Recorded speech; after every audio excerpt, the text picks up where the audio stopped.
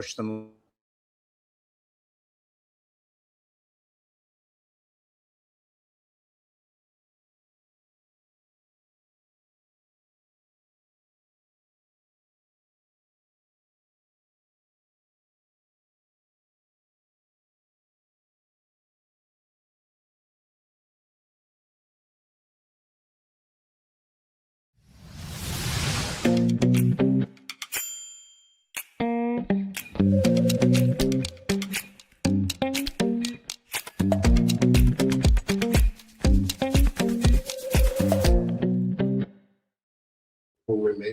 Hey, good morning, everyone. We are currently monitoring border czar Tom Homan, who is in Minnesota right now giving a press conference. He's basically making the case right now to the public for why an agreement needs to come together with Democrats there. It sounds like they don't have one yet. That's the impression I'm getting. Dan and Sean. No, I think they, I mean, Close? my sense is they do. And I would just say, and I just stopped watching, so Sure. this may change, but that may be the most textbook perfect example of how to conduct a press conference, turn the page, and show leadership. Just based on what I've seen, the tone, the tenor, the words. We'll break it down here, but well done, Tom Homan. Again, I agree I'm with not that. watching anymore. This could go off the rails. Yeah, well, that's when the questions start, Dan. But totally, what a different posture from him, and tone and tenor, like you said, professional, reaching out to Democrats and not sort of like sticking it to people. So we'll get into that in a few minutes. I just say it's like a relief. It's almost like you feel the exhaustion come off you when you listen to him, because it is so responsible and reasonable. But again, the day's just started. That's right. Let's start with something a little fun. First element, actually. Sean had a little fun yesterday. Check out this picture, guys. Where is it? Here it comes. Oh, Sean with Nicki Minaj. Tell us about it. Well, I mean, I went, as I mentioned yesterday on the show, I went to the Trump Accounts event. It was fascinating. A really well done event logistically by the Treasury Department and their team. And then, Nicki was backstage. You could see chatting it up with folks. She did a conversation with Alex Bruzewitz, the Trump sort of social media podcast guru from the campaign. A lot of great folks there. Cheryl Hines was there. Kevin O'Leary was there. Obviously, the president was there. Scott Bessent, Mike Johnson. A lot of really amazing business leaders as well. But just, it was funny. We talked about it yesterday, and I'll just say it again. When you start to understand the full depth and breadth of these Trump accounts, I mean, at first I was like, okay, rhetoric. And you realize the president's not joking when he talks about transformational. Like, these things are being seeded by the government with $1,000, then private sector, several individuals, philanthropists have stepped up and said, I'll match it in the state. So you start realizing that if you do put the money in and the kids can't touch it, it's got to go to an index fund. It is the model of how we should do things. And you realize they started just throw some basic numbers out, what kids will have at 18, 21, et cetera. And this builds wealth for every single American kid. I think this is a brilliant idea. And the best part about it, there's literally like no government touching. They can't steal it. They can't trade off of it. This is what we should, I mean, this is, I just, again, to me, I'm going to write my column about this for tomorrow, because this is what we should be doing. And everyone applauded it. No one's crapping on it because you can't, but the dirty little secret. Crapping on the name. Well, to be sure. Democrats will call it something else someday, but no, it's funny because I was actually expecting you to go into the fun of meeting Nicki Minaj rather than the policy of the whole thing. I mean, I want to know what you thought of that outfit, because I love that white fur. Oh, I mean, let me just tell you that was a ball of fur. There's no getting around it. Okay, I also like the fact that you said Nicki Minaj and Trump. That usually it doesn't go in that order. It's like Trump and then a bunch of people, but in that instance, it was Nicki Minaj. She's the star here. Okay, guys. So today we'll obviously talk about Tom Homan meeting the press. We're going to talk about the White House and Schumer being close on this deal to avert an ICE shutdown. There is a new video of Alex Preddy from 11 days before he was killed. We're going to discuss that. A lot of people talking about it online and getting a lot of coverage on television as well. We'll talk about the bases bristling, the left, what they think of, Democrats talks right now with Republicans and the right, and how some of them don't like the new posture that the administration is taking on ICE enforcement. We'll talk about Mom Donnie and Hochul being at war on taxes. Maybe not war yet, but obviously on different pages. And then we'll also discuss the FBI raiding Fulton County election offices, which a lot of folks on the right are discussing.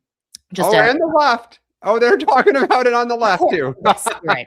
Everybody's chatting about this. It has a deep-seated opinions that don't reflect each other's at all. Very different. So, Okay, just a quick note. Let's my housekeeping request for the day. Guys, like the show. If you're watching on YouTube, go and give us a thumbs up. Like the show if you've already subscribed. And then after you do that, tell a friend about the show. Get them to watch it. Get them to subscribe. We're getting our numbers up, and we're happy about that. But we want to keep juicing and moving toward, bigger and better things. So thank you for your support. It's going to be the greatest show ever on YouTube. Ever. Very good. Ever. Okay, let's look at the day book. So at 10 o'clock, the president's going to get his intelligence briefing. At 11 o'clock, this is a big event at the White House today, cabinet meeting. This is going to be the first time we've seen Kristi Noem since she gave that now infamous press conference where she suggested Preddy had arrived at the scene intent on killing law enforcement. So I'm sure a lot of questions will not just be directed at the president, but potentially toward her and maybe an aide who will be in the room on the side, Stephen Miller, amid all this. Maybe the vice. Listen, if I were the White House, that would be like the tease, like if this the upcoming episode, the next cabinet meeting is today. What will Miller and Noem do? And then you do a shot of each in the corner. I'm going to tell Kristi this. And I think I'm excited. Sean, let me ask you this. Remember when Elon was there, he'd sit off to the side, but he would speak, right? He'd be called. Will Miller be called upon to say a few words? No. Okay. Yeah, I don't think they don't. They're pretty protective of staff, I would say. Yeah, and don't want Elon them. Was in his own, he was like cabinet level because he was Doge. He's a celebrity. But Trump loves Miller. I mean, and I say this sure. He's a diehard, he's been with them forever. So I wonder if he allows a defense of Miller by the cabinet and have him say something. Also, it's the first time we're going to hear from JD Vance, who has been silent since Saturday in public. Does he talk much at cabinet meetings? Very quickly, They all do. They go around. You have to. You got to say how great he is. Okay. So we'll obviously be watching that. 4:30. The president's going to be making an announcement from the Oval Office. Oh, I missed something big. 11:30 on the Hill. The Senate is going to be holding its first procedural vote on these final 6 funding bills. Basically, Democrats will want to know by 11:30 if they have a deal with the White House, because if they do, they'll vote to sort of advance this package. It's like a procedural vote, and then they sort of amend it on the back end. But if they don't have a deal, you could see them maybe vote against it. So we'll be watching that. And then the big event here in Washington, 7 o'clock tonight, is the debut of Melania, the new documentary about the First Lady. She and the president will attend. Just to be clear, for if you haven't gotten the guest guidance, the president's leaving the White House at 7, but the premiere starts at 8:30. Just FYI. So.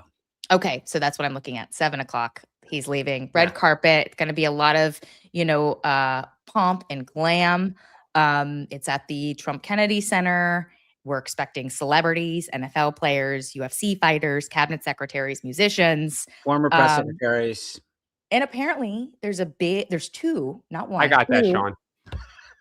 Wait, I missed the reference. Sean is going. Okay, so are you going to the after party too? I'm not gonna look for security reasons. I don't disclose my location. First off, Rachel, it's parties. I know I said two after parties. Yes, correct. Not just a party. Yeah. And we also just have to say, for those who have not seen it, the financial numbers behind this, I mean, it is, you will chuckle. The fact that they paid her $40 million and expect the film to make $3 to $5 million, which by my math, and I'm not great at math, most companies don't make investments that are going to lose 80%. Well, I mean, I will also just note, hold on, I'm not done, because we're not just content if you're Amazon with losing 80% of your investment. You also have spent a reported $40 million on marketing when the average Amazon film marketing budget average that makes money, mind you, is only $5 million. All, of course, a coincidence. I have no doubt at all. Listen, it's unbelievable. So two things. I'll say to you this, but we all know what's going on. Well, of course, but just so everyone cannot, for those who haven't had their coffee yet, Amazon is outright bribing the Trumps. Okay, well, look, I continue.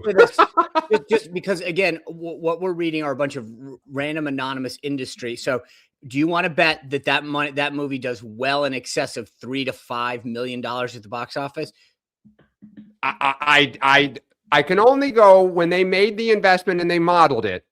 That is what they said. Should it surprise? That's amazing. That's what people said. I mean, like, this isn't like coming from Amazon. Like, this is what it says sources with Amazon, but okay. All right. Okay. All right. Well, I'll bet you. Look, I was going to say, what's the bet here? We need to need to document. Oh, I have no. I mean, it makes more or less than what's the number, Sean? 40. Well, you can buy and. I mean, this is where like both parties know tricks to juice perception.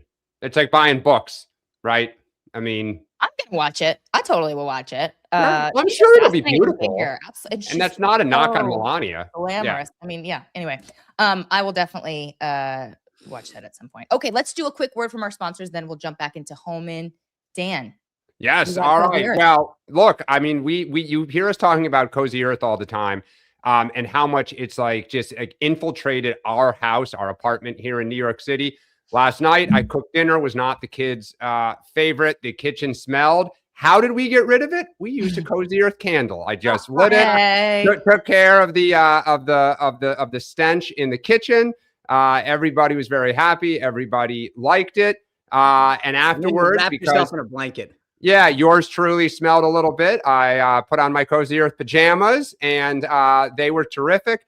And we had a small incident in our house because we only have one set of Cozy Earth sheets, and it happened to be put on one of the kids' beds that is not used to it. He loved it, and so Amazon sheets are going out the door. We are getting more Cozy Earth sheets because they are so popular. So, again, it's all their products are wonderful. Go to CozyEarth.com. Use our code Huddle, BOGO. It's all one word. Huddle, BOGO, as in buy one, get one free on pajamas. That applies. Go to CozyEarth.com. Yeah, look, there's a potential storm coming this weekend. So get those Cozy Earth pajamas right now. Order them today, and you might, if that storm, if the European model comes to fruition, you'll thank us later. There you go. Right. By the way, just your little note. This was free, but I got a Trump Accounts mug. Everyone loves a good piece of swag, like me. You're just selling these things big time, telling people that's free. That's free. Trump accounts. All right, guys, let's jump back into Holman. So we obviously, he's probably still talking right now. We didn't see the portion of him taking questions from reporters, but just a little bit about what he said. Very smart play on his part, opened everything by sort of touting what the president has done at the border, talked about the problem of illegal immigration and undocumented in this country and how bad it was under Biden and what they have done so far. Always a good move with the boss. And then he basically, like you said, Dan, like very much like, had this tone of outreach. He said that, they've had these meetings with Democrats in Minnesota, that they've come a long way, that he thinks that they're close to a win on Minnesota. And what they're going to do there. He said they all agree community safety is paramount. He did suggest there was still some disagreement on enforcement, right? And he made this plea. It was a plea to Democrats in Minnesota, help us so that we can take these agents out. Like, help us protect the agents, help us find, the criminals. And if you can do that, if you can help us, we can remove people from the city. So Sean, I know you didn't catch a ton of this because you were having some technical issues right before we jumped on, but like, what does he need to do like with this press conference? So I think it's, I mean, kind of what Dan touched on at the beginning. It's resetting the table a little. Here's what we're doing and why. Here's some of the tactics that we might be changing. But I think what I heard out of this, and I actually am surprised that I don't want to read into it, but I know, Dan, you seem to think that there was a deal. I actually think the opposite. I think that Holman's laying the table to say, look, we're trying to be reasonable. Here's all we're doing. He kept talking about the law versus, the federal law versus the Minneapolis and Minnesota laws and ordinances. I think he's laying the table to say, look, we'll focus more on exactly what we need to do, but we have a job to do. Your mayor's blocking us. And this is not helpful. So I think what he's trying to do is reset the narrative more than anything else. Well, I think first off, this is not just well done on Tom Homan, well done by Trump and the White House. I mean, he is the right messenger to put out. That was very clear. I thought he is setting out to take the temperature down. The fact that he is saying, I'm going to meet with community leaders, I'm going to meet with local religious leaders. And he said, you can't fix the problem without local discussions. So right there, he also, by the way, had a great line. I am not about photo ops. I'm about solutions. Hello, Kristi Noem. That's a little shot at like what's been going on. But look, he said he thanked the Minnesota Department of Corrections for honoring the fact that they are helping them and turning over criminals. He said he met with the Attorney General, Keith Ellison. For those who don't know, very progressive. When he was in Congress, he was one of the most progressive members of Congress. And he said that they agreed that the county jails may notify when criminals are being released so that ICE can go pick them up. So you're right, Sean, there were some parts that I think he's drawing a nice narrative, but don't lose sight of the fact that what he focused on completely was criminals. It's where they're on strong ground. And he said they are drawing up a plan to draw down officers. And that is an olive branch to the left that we hear you. We are getting out. We're just putting the plan together. Help us help you. You protect ICE, and we are going to get out very soon. Pitch perfect by Tom Homan. Democrats ought to meet him where halfway right now. Dan, wait, just real quickly with Dan. Dan, can you just speak very quickly to who he is in the eyes of Democrats? Because this is a rare bird here. Somebody You're talking about Tom Homan. Yes, Homan got an award from President Obama, but also spoke on stage at the RNC, right? Like, so, like, how do they view it? Just very quickly, look, it's a spectrum right now, given the last year. So you're right. Prior to 2024, Tom Homan, if a Democrat had said, okay, we need to be tough on immigration, who should be our head of ICE? Tom Homan would be a name that people would talk about because he was under Barack Obama. He did a fantastic job, and Obama paid tribute to him by giving him the highest civilian award. Again, Obama deported almost 3 million people. So I've talked about this before. The 2012 campaign, they really had to manage how much activists were outraged, but they thought it was the right thing to do. Now, fast forward after the last year, Homan at times has been the point person for ICE. And of course, that just reflexively on the left, people don't like him. But if I said to Democrats, here are 10 names of people in the Trump administration that you would want leading, Stephen Miller would be on one end. Tom Homan would probably be the most acceptable, or the least objectionable, might be the better way to say that. Tom Homan to the rescue. So there's reporting that he's already making changes in Minnesota, that ICE agents have been ordered to target immigrants with criminal backgrounds and criminal convictions, that they've been told to not engage with anti-ICE protesters. Sean, I'm curious, like, with this sort of shift in strategy, like, is there going to be a challenge with meeting those daily quotas that the White House has long sort of pushed in terms of ICE arresting people? I mean, CNN was talking about this right before the press conference. 3,000 people a day. That was like the goal. Round up 3,000 people a day. But if you're doing these more targeted operations, like, that's going to be difficult, if not impossible. Do they just need to sort of put that 3,000 number aside and focus on making sure the process looks good? Well, can I add, Sean, before you answer that? Because one thing Homan said is, because this is on the left a big deal, that immigrants can come to local authorities, illegal immigrants, if they know of a crime or were witness to a crime. One of the allegations on the left is when those people showed up to assist in law and order, they were being picked up by ICE. And Homan said, we are not going to do that anymore. Now, that is huge, because that is an olive branch that illegals can start re-entering services and not fear that they're going to end up, being deported. So anyway, go ahead. Look, I think it's an acknowledgement that right now the temperature is pretty high and hot, and so it's how do we find a way to take it down a little, maybe focus our efforts other places. We have a million maps out there showing where a lot of the deportations have happened and done successfully. Obviously, as I said, I still maintain that I think the tactic should be for the president to say we're pulling entirely out of Minneapolis and make that an example. For the rest of the country to say, you want to see what this looks like when you don't cooperate with us? That's fine. I think that, to be honest with you, politically would be a brilliant move. I will say one of the other optics that we have to acknowledge here is if you looked at Tom Homan, he came out in front of a podium that said Department of Homeland Security, but in front of a flag that said Department of Homeland Security. This was, I mean, the ultimate, you mentioned the comments that he made about photo ops.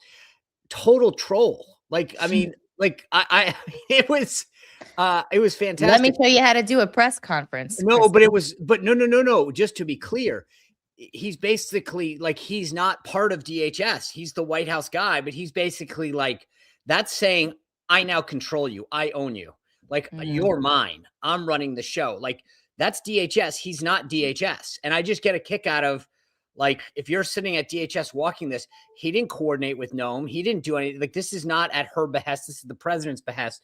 And he's making it very clear that he's in charge.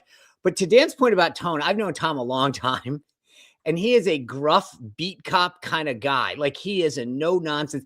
And this to him, to some degree, I get a kick out of listening to him this morning because I was like, it's killing him. Like, this is not Tom Homan. He is really. He is the kind of guy that tells you like it is. He makes no apologies for fighting on behalf of young children that are being trafficked. I mean, like, he's proud of it. He's got a million stories. He's very passionate. But I'm watching. This is like like there's tax in that guy's shoes. I mean, way more buttoned up than you. Yeah, this is. I mean, Dan's right. Go back and watch his interviews. His interviews earlier this year. I mean, he was very combative with a lot. You'll ask him. You'll be like, Mr. Homan, tomorrow. There's rain expected. You want to know about rain? I'll tell you about rain. When I crossed the southern border in 1978, there was rain coming. And like, that's Tom Homan watching the press conference this morning. Like I said, I get a chuckle. He is pitch perfect this morning. I know how passionate this guy is. And, but he is completely focused on the job at hand. And I get a kick out of it. That's why Democrats have issue. That's why after this last year, that's why I said, Democrats don't care for him, but he's the least objectionable. Yep. Let's move on to what's going on here in Washington. So the White House and Senate Dems, believe it or not, are actually on the cusp of a deal to avert a shutdown, which is kind of surprising. The White House is working with Chuck Schumer to strip out the DHS funding portion from this package of 6 spending bills. They would basically renegotiate the DHS portion of this, do a temporary, what's known as like a stopgap for DHS, give them more time to negotiate. Which I said. Well, I was going to say, yep. my sort of take on this, and Sean, I want to get your thoughts on this. This is smart. I mean, the White House is reading the room. They are realizing that in a shutdown fight, even with Democrats, yes, being the ones to shut down the government, they can't win this. It would be very difficult for them to win a shutdown fight. I mean, how do you take this engagement between the Hill and the White House? So I think they're playing it right politically, like to show, hey, we're trying, we're doing this. It's still the government is going to shut down, just to be clear, because the House has to clear this after it goes and I don't think you can't deem it. There are mechanisms where the House and the Senate can deem a bill. I don't think you can. And remember, there's the laws, the way the Constitution works, the House, all spending bills must originate in the House. So if the Senate passes something, regardless, the House has to, if there's any changes, it has to go back to the House and then come back to the Senate, by the way, because it can't originate in the Senate constitutionally. So this is, we are headed for a shutdown. Now, the only option that I could see is that what they could do is a 48-hour stopgap measure. Johnson brings the House in and deems the bill, and then the Senate does it by unanimous consent. But again, you're walking, it's like that dude who climbed the skyscraper in Taiwan. Like, I would watch this thing the whole way through, because there's a lot of moving pieces that everything has to go right. And I also am not convinced the Democrats want a deal. I was going to say, you think it's going to be only 48 48 hours for them to like finalize it? No, That's no, pretty no. short That was a turnaround. hypothetical. It could be Oh, okay. 72 or 96. I do But wonder the how point- long this will go for. How much Well, time will they but buy once themselves? the house is expected back in Monday afternoon, regardless. So you could do a temporary deal where the House deems a bill. Johnson's in town. I saw him yesterday at the Treasury thing. So he could. The House normally doesn't go out anyway. It's in pro forma session. He could deem a bill unless somebody goes on the floor and objects. Again, this is one where all the pieces have to play out perfectly. But my point in whether it's 24, 48, 72, 96 hours is that there are parliamentary tricks that you can play to buy time. I want to pull up some polling real quick before you jump in, Dan. Let's pull up element 2, this new Fox News polling here. 59% of voters say ICE enforcement is too aggressive. That includes 71% of independents and 27% of Republicans. Wow. Just again, another example of the politics of this turning completely upside down. Dan, obviously, if they can potentially get to a deal today to buy time.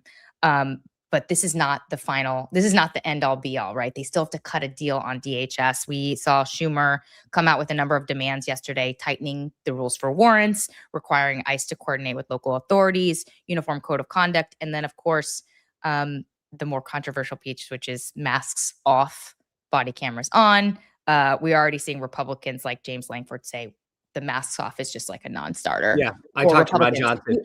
But the identification piece that we talked about yesterday is where this ends up. I was going to say, Dan, you think that's more a negotiating tactic, like Democrats will come back and be okay with this thing we talked about yesterday, which is this notion of having an identifier that if there's a problem, the department can look it up, right? But you're not going to get people's faces and name tags. Yeah, I mean, look, we just talked about process. Let's just like cut to the chase. The White House, the politics, the polls, and the perception are all with Democrats. As I've said all week, White House is going to cave. Republicans in the House, let me just tell you right now, don't nibble. Just swallow and eat it. That's your best bet. The Democrats are going to win this. They're going to get their way. I can't tell you which of those, things on the table, is going to end up in it. But there will be changes. It will be codified. The White House just wants to move on. They do not want next week about this. They want to turn the page. So as I said earlier the other day, they're going to have a stopgap just to keep the train moving on the DHS. They're going to strip it out. And there will have been changes. And bravo, Democrats, for demanding, not caving, and winning. Let's move on to our next segment.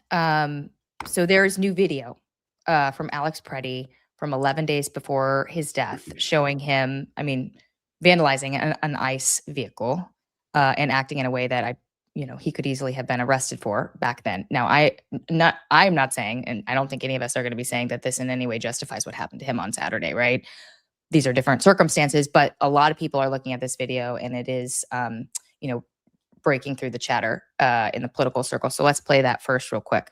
This is a moment the news movement filmed on January 13th in Minneapolis, showing a man who appears to be Alex Preddy interacting with federal immigration agents 11 days before Border Patrol shot and killed him. Our footage was analyzed by the BBC, whose facial recognition technology confirmed his identity to a 97% degree of accuracy. On the morning of January 13th, we can jump out our of team this. CNN has since also, it seems like, confirmed that is him. They were running the video last night on television. Dan, some on the right are holding this up as proof that. By the way, his family confirmed it. Yeah, I was just about to say that. Okay, thank you. Yes, you're right. Dan, some on the right are sort of holding this video up as proof that Preddy was not some innocent, peaceful protester. What is your response to this? Does it influence the conversation at all? No, it doesn't in any way, shape, or form. It does not change a single fact that we all watched on camera on Saturday. It does not change the fact that he was an unarmed man pinned to the ground, having been beaten and was shot. Does not change any of that. It just doesn't. So, I mean, look, it is a bad look. He shouldn't have done what he did earlier in the week. And this goes to the broader conversation about protesters getting out of control. But 11 days ago, kicking an ICE cam does not, suddenly, even if you wanted to play it out, let's say, okay, it's the same exact officers, same exact place. What? So, hey, you're the guy who kicked our car and spit. So we're going to throw you to the ground, beat you up and shoot you. I mean, that's nonsensical. So I get it. It's a discredit. It's chum in the water in partisan waters, but it's totally irrelevant to what happened on Saturday. Sean, your take? Well, I would take issue with the fact that it's totally irrelevant. Is it irrelevant? So legally and law enforcement wise, yes. Like you can't use a previous incident and say, you did this 10 days ago, therefore you deserve X punishment. You get punished for the crime that you commit at the time, right? You can't relitigate. So there's two issues at stake in my mind. First of all, I've said this before. I don't, whether it's Renee Good or Alex Preddy, like I don't want anyone to die. Like, I mean, unless like I'm Catholic, there's some very extreme circumstances in which we believe in the death penalty or permit it. But so he didn't deserve that. But where I take issue is this narrative about him like being just this lowly ICU lovely guy that was out there. He spit on a federal official. He didn't hit a car. He vandalized it. He destroyed it. I mean, he broke the law in 2 instances. That's, again, if you want to go through the narrative. So what I have an issue with, and this is like going back to George Floyd, is that people on the left want to make these people out. Is it horrible what happened? 100%. No one deserves to have an outcome like that. And you know, without at least going through the judicial system and like, you know, being sentenced to death in a proper way. But the idea that this guy, the narrative that's been created by the left and the media is just not true. Now, that doesn't mean, again, two things can be true. Should he have been harmed or hurt? No. But this idea that he is this innocent, lovely, peaceful guy clearly is not true. And I think that is important to inject into the dialogue, because the hit is, oh, he's this horrible, horrible person. I mean, great guy. And yet here he is destroying government property, attacking a federal agent, and no one wants to acknowledge that. No. Well, I would, flip it to say this is a classic case of trying to discredit somebody. What he did was wrong. But hold on. But that, just because he did one thing wrong doesn't mean that he's not a nurse helping veterans. Doesn't mean that he can't. I mean, but that's the thing. Look, I get it. It's politics. This is what happens. But and you cannot argue, to Sean's point, you can't argue with what you're seeing that he did 2.5 weeks ago. Okay, but Dan, let me just. I wouldn't defend it. I know that this is my go-to, so I admit it. But here's my thing. Ashley Babbitt was an Air Force veteran. No one ever talked about the service to her country before she was shot. She was unarmed, shot without no weapon, and no one gave a damn. And no one talked about her service to the country and that this might have just been one bad day or whatever. It was, she's a horrible person. She was trying to invade something. And yet this guy is a saint. I mean, John, I'm sorry, like the context is just not the way the left and the media portrays people. If it's not in pursuit of what they deem acceptable. But Sean, we should say that even mainstream media was playing this video last night. Yeah. And also I just have to say this, Sean, because you have now put the ball on the tee and given me the single biggest baseball bat in the world. Spitting on officers, kicking a car light. And we're going to bring up January 6th. I shall use restraint. And okay, wait, hold on. What did Ashley? Ashley Babbitt? Hold on. All right, put the ball back on the tee, brother. Put the ball back on the tee. What was Ashley Babbitt's crime? Did she destroy any property that you know of? Sean, the entire Capitol was attacked. Not by Ashley Babbitt. Okay. Now you're going to attribute. We don't need to get in a fight about who's, first. I'll take that ball right back. Law and order. Okay, here we go. Yes, let's move on to what some of the base is saying right now. Okay, so MAGA, as you know, Sean, often gets in line with the president when he, does something that perhaps they didn't want him to do. I want to play some of what Steve Bannon has said about this U-turn in Minnesota. Let's pull up Steve Bannon's reaction, and we've seen similar reactions from MAGA when it comes to the new direction. Rachel Maddow's right. Just make sure you embrace that today. You can't sugarcoat this. Let's not sugarcoat. We're not going to have happy talk here. It wasn't just a blink. It was a crater. Bovino, you see how they're mocking Bovino?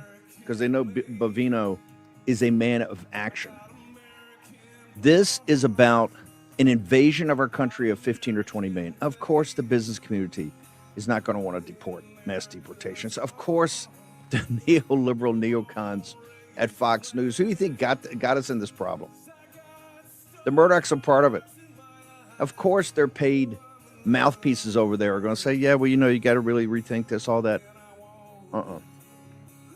This is a retreat, and it ain't a strategic retreat. So Steve Bannon right there giving voice to what we're hearing a lot from people in MAGA right now, which is, what are you doing to the president? Like, you should be invoking the Insurrection Act. You should be going the opposite way. Do you think, Sean, these voices will very quickly sort of get in line, or is the White House sort of worried about that? Are they actively working behind the scenes to convince people that there's a reason they have to do this? And it's all about politics in the midterms. Well, it is all about politics in the midterms. I mean, look, this is what I've said to folks before, like, because I understand Steve's issue, and frankly, I get it. As somebody who is, I would think that I would be pretty strong on border enforcement and deportations. But at the end of the day, if you lose power, you can't do anything that you want to do. Sitting in the minority and throwing rocks is not, you don't get anything done. If President Trump, I was there, Steve was there in term one. When you lose the House and the Senate, it goes from your agenda and your people to impeachment, investigation, impeachment, investigation. And so I would argue, okay, I don't disagree. Yeah, it's a bit of a retreat. We're downplaying it, but we're also trying to salvage being able to continue to enact the America First agenda. If we lose this, if we lose the Senate, we don't just lose the policy. You can't get any of his nominees through the Senate. And you know what? Sometimes I know people don't like hearing that. The reality, I don't think we should go soft on immigration at all. But that's why what I'm suggesting is quite the opposite. I think the president should pull out of Minnesota and say, we're going to make it an example. You guys, I'll show you what happens when you don't want to cooperate with federal agents, when you don't want to enforce the law.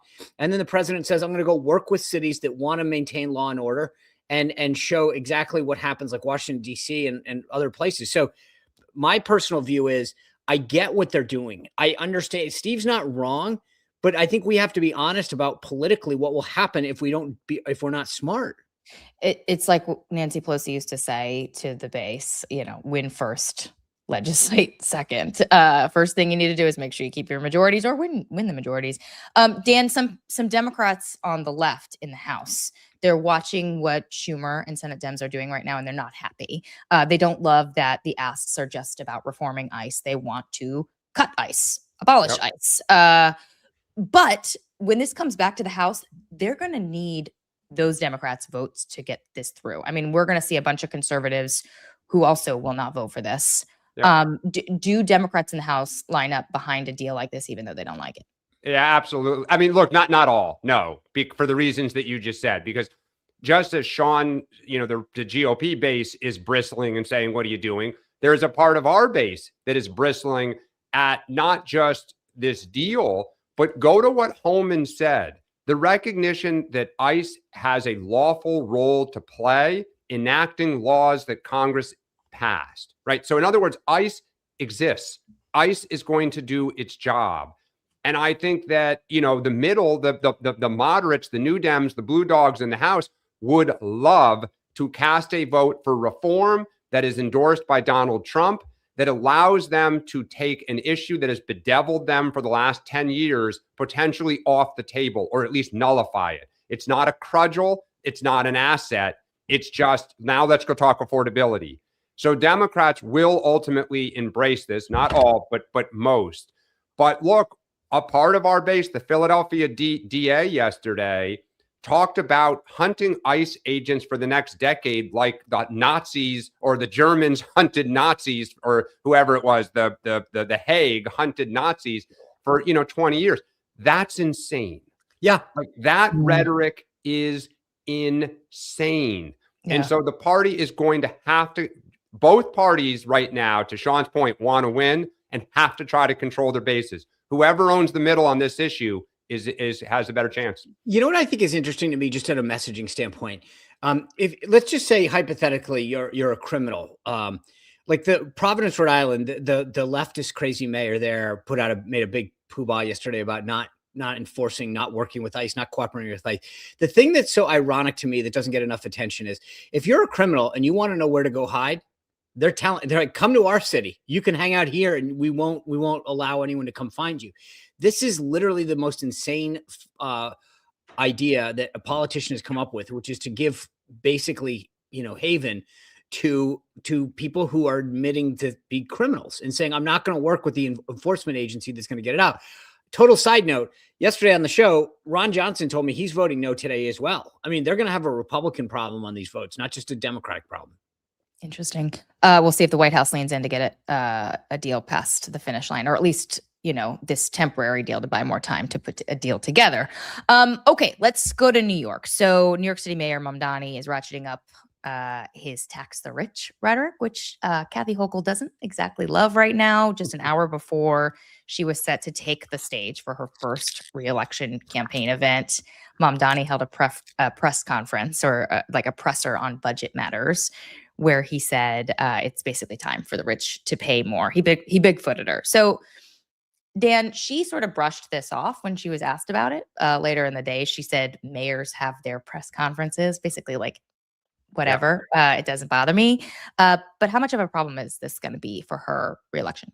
There's going to be a problem for her, for Schumer, and for Jeffries, because one of the things that Mamdani is beginning to make clear is his organizing and the volunteer army and activist army behind him is not going to disband. And they are planning a kind of days of action in Albany to really get in Democrats' faces that you need to do this. Now, it may, help with members of the state legislature from New York City. But if you're a Democrat from Buffalo, Westchester, other places, a bunch of kids out of Brooklyn demanding that you raise taxes.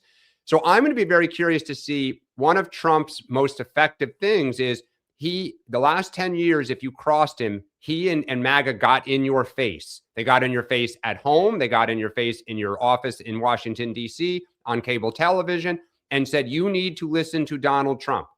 Can Mamdani do that in Albany is going to be a great question. And again, Chuck Schumer and Hakeem Jeffries, who are New York City residents, will be asked, do you support raising taxes? And I don't believe Hochul wants to, but this goes to immigration. You need your base. So what do you do? Just to play a little devil's advocate though here, Sean, I mean, there's a populist movement, where people want to see rich people pay more, totally. Right? I mean, like, nobody wants their taxes to go up, of course, but like they're like increasingly, I feel like more people are like, oh, tax the rich, tax the rich, tax the rich. And I don't know, like, I feel like this could be a little more complicated. Sean, you're muted. Oh, Sean is muted. He doesn't want to. I'm trying to be polite while Dan was talking.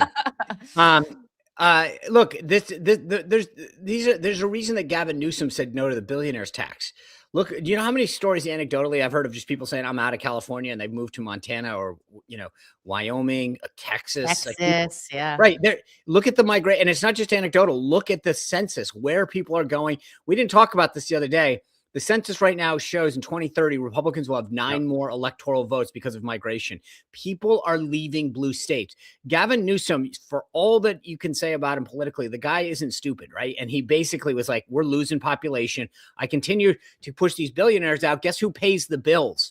I mean, that's the reality. It's at some point, and Dan can probably speak more to this. New York has somewhat of an inherent base because of the financial stuff, but a lot of the folks that I know, have moved to New Jersey for a million reasons, Connecticut. And so Florida. You're going to continue to push people out. And when you do that, and the one thing about rich people, not only do they have money, but they have smart people around them that know how to hide their money. And so at some point, Mamdani is not going to realize that they're just going to, claim that they're homesteading in New Jersey or Florida and they'll do whatever, but like they'll lose a lot of that tax base. So go ahead. The only thing is, the 1% is just that. They're only 1%. The other 99% are, to your point, Rachel, bristling. There's a reason Donald Trump considered twice raising taxes on the rich and had to be walked off the ledge by the old kind of Wall Street Journal crowd. Trump knows it plays well with the other 99% to point your finger. It always has the world over. Right. But Didn't to we, Sean's and we were point, talking about this as part of the big beautiful bill at one point. But there's Correct. always a reality of look. It's Very like a lot of things. It pulls well, and then the reality comes in, and somebody Correct. says, "Oh, do you want to know Right. what's going to happen when Totally. you do that?" And Yep. and that's I always tell people when I was at, this is not for nothing, but it's one of my, like, when I was at the U.S. Trade Reps office, we were the first. It was the first time we ever filed a case, an infringement case, copyright infringement case, intellectual property case against China for movies. You know what China did in response? They didn't show a U.S. movie for 6 months. Suddenly realizing, like, it's easy to do the thing and then realize retaliatory wise what happens and who pays the bigger price. So I only say that because these guys make these moves policy wise and sometimes don't fully appreciate what's going to happen. I will say the other big thing out of New York, you mentioned the tension there. Hochul can't get anyone to be her lieutenant governor. Now, I don't know, like, remember, she was a lieutenant governor. So at least you could say, look what I did. If I get into a scandal and start doing bad things to women like Cuomo, maybe you'll get promoted. But I mean, the idea that she is struggling to get anybody to accept being lieutenant governor, that's hugely embarrassing. Dan, what do you make of that? Look, I think it's the party's going left, and you're asking yourself, do I want to kind of get involved in all of this? Yeah. She'll find somebody, because there's New York State is full of ambitious. Yeah, just going to put out like want ads. But it's just like if your VP says no, not a good look. For sure. So, yeah. For sure. It's like getting dumped. Okay, let's talk Georgia. I got a lot of experience with that. Yeah. All right, let's talk about Georgia. So the FBI raided Fulton County's election operations center on Wednesday, showed up with trucks, started getting a bunch of boxes that had 2020 ballots from a warehouse and putting them in the truck and taking them away. This is apparently part of the president's, long-held belief that there was fraud, long-held and unproven, I should say, belief that there was fraud in Fulton County.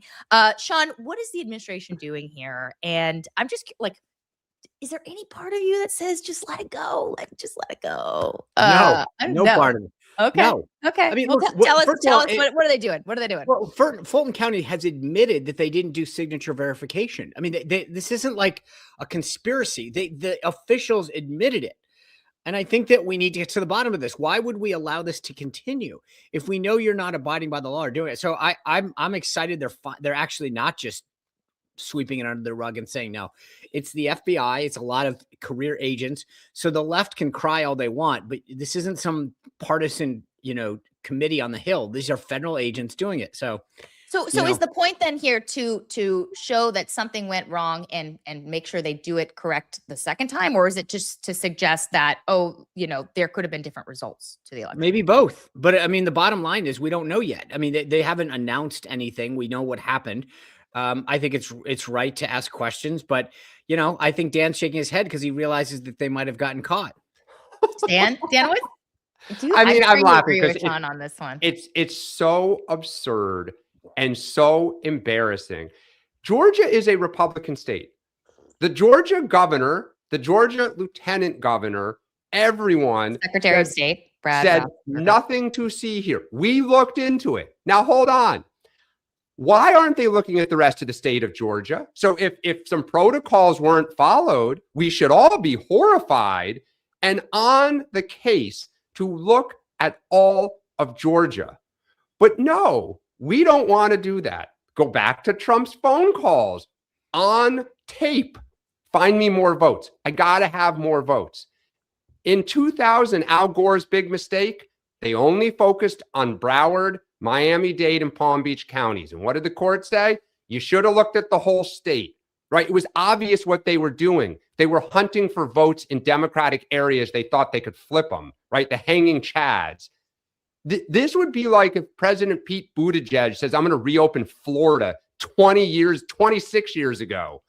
Wait, time out. Fair enough. So but you realize Fulton County has admitted it. This isn't the whole state saying we did something wrong. The governor, the secretary of state, the courts, Trump is over, I think it's like 50,000 at this point, nationwide, in Georgia, everywhere. It is a Republican state. Almost all those judges in Georgia are Republican who all endorsed Trump and said, pal, you got it wrong. Have there been other counties who said they didn't follow procedure? Fulton would have been the biggest one because it has signature verification. They said they didn't do it. I'll also just add one more piece. No Democrat on the face of the earth is going to believe a single thing the Trump administration says on this? Good. None. Okay, wow, lots of really tough partisan topics today. I feel like we all need to get in a bubble cuddle blanket and just That's what makes it cuddle fun. after this Even the conversation. pajamas. Okay. This makes it fun. Let's go back to Nicki Minaj and the tire. But we should acknowledge, I mean, like, people are having a real tough time this week, like in terms of like the tensions in the country right now. It should just like a reminder that we should all take a breath and all respect Trump each other's account, get your views. $1,000. Yeah. Okay. Let's take some questions. Well, and on Sean and I, our sports thing, I haven't said it because it seemed a little, tough to say, but Minnesota, for those who don't know, their Vikings, the NFL team, their quarterback, Sam Darnold last year, who they decided to let go, is now leading the Seahawks into the Super Bowl against Sean's Patriots. It's like a double whammy for the people of Minnesota. Who doesn't like Minnesota? Oh, to lose your quarterback. It was a free agent. It doesn't happen in the NFL much. That's salt in the wound. I still haven't decided who I'm going to root for in that game, by the way. So, okay, let's move on. All right. Mr. Krause, Troy Krause asks, it appears that more and more allies are visiting China. What does this really mean for the U.S., our economy, and our security? Good question. Great. I think it goes to what Sean said earlier in his example about trade with the movies. And, they tried to penalize China and China said, fine, we'll just not show your movie. See how that feels. You can only use a stick so long before you got to start using carrots. And at some point, the White House is going to have to realize they have a problem. We, the country, has a problem. We are only 5% of the world's population, i.e. our market is not the end all be all. We need overseas markets. Well, again, remember what you're doing in China. You're not really exporting to there. You're importing from there. And that's what they want. They want more cheap crap from China. I think they want to sell to China too. I mean, they want to sell handbags and wine and BMWs and right. And they have a very restricted market. They're unbelievable. Their ownership regulations are onerous at best. Look, I think it's a fantastic question. What does it mean for our economy and our security? It undermines both. I think it's interesting. I get, is when Keir Starmer from the UK said that he was meeting with the Chinese, he sort of telegraphed, hey, don't read too much into this. I'm just maintaining relationships versus how Carney did that from Canada. Carney had to backtrack what he was saying. I think maintaining relations is one thing. I think we need to keep an eye on a lot of these people. I think if you look back at how we dealt with Huawei a few years ago, it's this Chinese technology and computer company, and they were basically offering them dirt cheap to all these countries because the idea was, hey, we'll give you cheap electronics, and then we get to basically tap into your entire grid and steal your data. The U.S. did a really good job of getting out there and saying, if you do this, like, we're not playing ball with you. We're not going to share intelligence and all this if you're using Huawei computers. And it was effective. And I think we've got to look back on that model and say, you've got to decide like who you're with, because this isn't just about friends. I mean, this is truly an existential question. China seeks world domination. And so if you get in bed with them, it's at your own peril. Yeah. Let's take another one. Okay, Robert asks, question, how will the new division reportedly investigating fraud be received given the opposite picture of Trump pardoning people who commit fraud? I'm not sure what division. He announced Assistant Attorney General last night. That is. So if you remember, the vice president, when he was in the briefing room, said, we will be announcing this new position at DOJ. The president announcing that person last night, who, is going to deal directly with this. Look, I think that at the end of the day, it's more about what's uncovered. Right. So it's not about obviously it's a great to have a name to back it up, but I think it's more important what they do. So we've seen, a lot of the stuff with Nick Shirley and it's not learning centers, it's learning centers, transportation and now Linda McMahon's doing a great job uncovering a lot of the stuff in the education stuff. Dr. Oz has started to uncover a lot of the fraud. He had a great video out the other day showing some of these Medicare centers that were like 20 of them cramped in one building, milking people of money.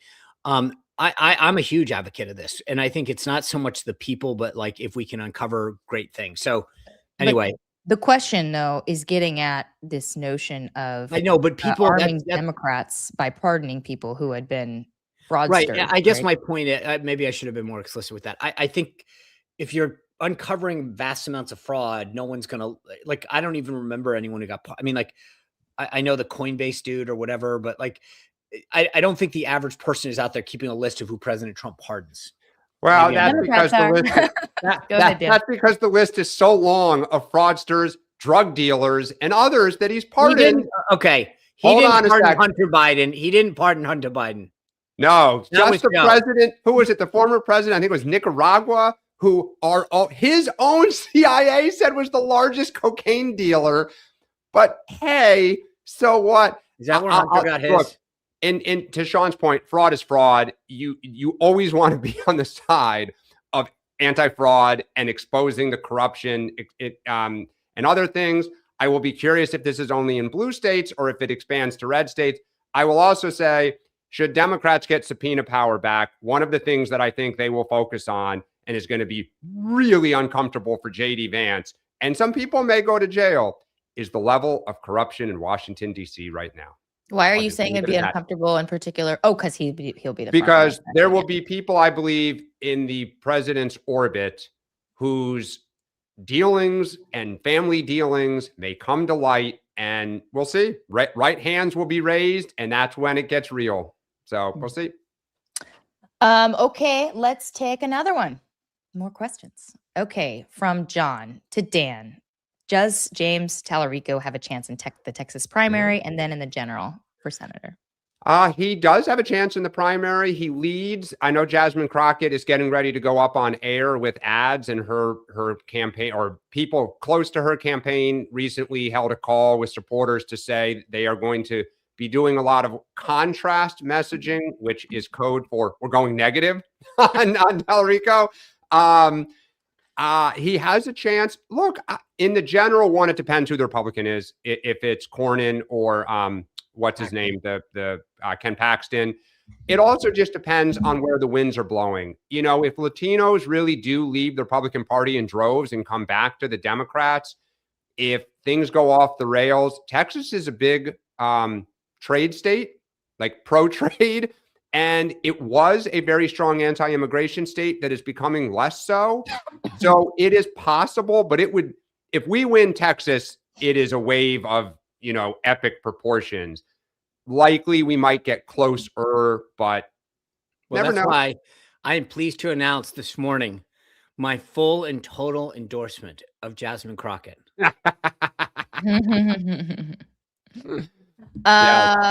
Okay, guys, that's all the time we have today. Sean, who do you have? It's Thursday. It's the panel. Oh, the panel. Well, yeah, by the way, I will be watching this vote today because Ron Johnson wanted to make very clear yesterday, I'm not voting for the package. He told the leadership. So this could be a really interesting vote later today. We'll break down that a lot on the Minnesota and what's going on in ICE and so much more tonight on the panel. Chris Stegall, who's actually he's a radio host in Pennsylvania. He was at the event yesterday.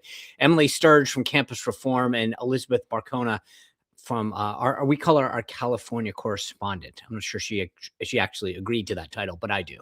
It's like the New York Post going into California. They've definitely done. By the way, that California Post, they've done a great job of making it clear that they are out there. Yeah. I am going to be doing a column in the next 24 hours about Democrats becoming the new party of the shutdown. I just find this so fascinating that they have totally changed the politics on this from where I sit. As somebody who has covered Capitol Hill for a long time, the rule was always if you make the demand, you lose. And they've turned that on its head. And so I've been super fascinated by that. And so in the inner circle, I will be doing a deep dive into that and the politics of a shutdown. Subscribe at rachelbade.com, RACHAELBADE.com. It's free. And if you want behind the scenes, the kids call them BTS photos of tonight's premiere of Melania, I'll post on Instagram for y'all. All right, wait, Sean, am I correct? The attire is business attire or is it black tie? Business attire. Okay. All right. I am looking forward to your photos here. Yeah, I had it's interesting you bring that up because I had an interesting shoe choice yesterday. Because I was asking some fun. I'd actually texted Rachel and I said, what are the sidewalks like? Oh, yeah. Totally. I was going to get dropped off about an Uber. I took an Uber into the city, and she was like, "Yeah, it's a little sketchy." So I wore, I actually wore combat boots and on my suit, and I was like, "Okay, if the Kennedy Center, like, how do you pull it?" Like, and Trump's a big shoe guy, right? He like polished dress shoes. Yep, So, black. Really, he doesn't do brown at all. Never. Oh. Nope. Just no. Notice, by the way, the suit's always blue. The shoots are that I've noticed. Black. Shirt is always white. It's very IBM. He wore a pale blue to court in 2023 or 2024 one day when they were in New York. And I only know this because it made news in places that track that he wore a pale blue shirt. It was like the first time in 10 years that he'd been photographed in a non-starched white shirt. Yeah, it's very IBM. And by the way, it's funny. JD Vance tells a funny story about it now but the president's very specific about where he gets his shoes too. There's this Italian place that, like, JD said that when Rubio and JD, he tells this funny story in the middle of a meeting. Trump looked down and goes, "Where do you guys get your shoes?" Because they're horrible, and pulled out a catalog and literally ordered the two of them shoes right there on the spot. But he cares about what you look like. I've talked to other reporters who are like, "Oh my gosh, I wore open-toed shoes." Like, I've talked to other reporters who've been in the pool who've been like, "Shit, I wore open-toed something. Like, shouldn't have worn this." Like, he's gonna be glaring at me. Oh, he cares about your appearance big time. And look, I give him credit as someone who's come from he came from entertainment. He understands the power of presentation. He understands the message that it conveys, and repetition and consistency. I mean, I give him credit for that. He always looks very like strong and professional, and he knows what he's doing. He does. All right, you can judge my outfit tonight, Dan. Okay. All right. Very good. Who are you wearing is the question. Okay, we got it. Ike Behar every night. Oh, you don't follow his Insta. You would know the answer to that if you followed Sean Spicer on Instagram. I follow him. I just don't have my Insta open all the time. He posts way more than It'll be all Ike Behar tonight. Okay. Okay. Well, have fun tonight. We will be back tomorrow, 8:30. Thanks, guys. See you.